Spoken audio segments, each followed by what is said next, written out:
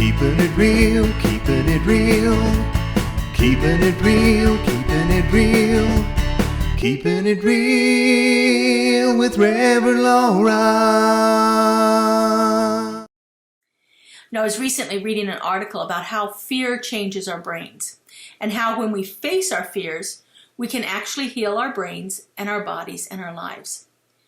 By beginning to face our fears, we actually start to rewire our brains, creating new neural pathways that lead to a more positive solutions for the situations that we face.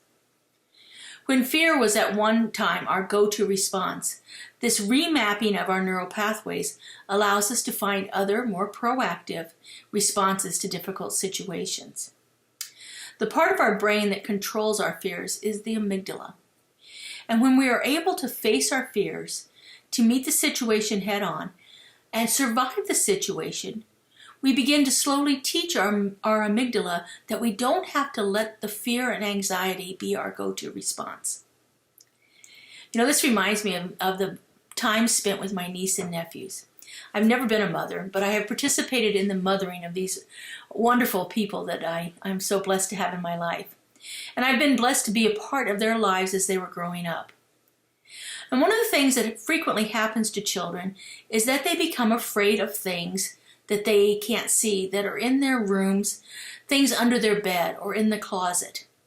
And oftentimes these fears show up as when they lay down to go to sleep at night, because they're turning out the light and there's this unknown thing out there.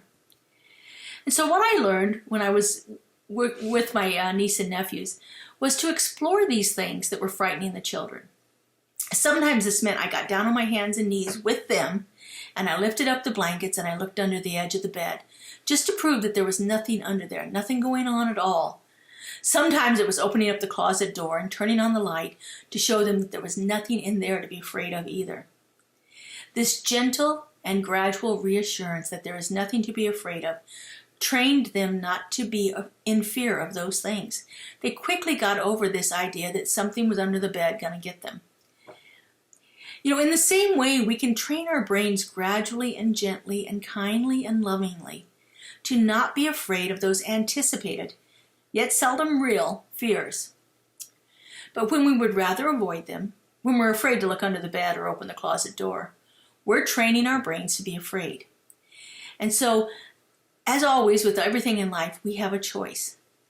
And the choice is based on this question: am I more attached to staying comfortable with my fear, or am I more invested in releasing it and taking actions by pulling back the curtain to see what's behind it?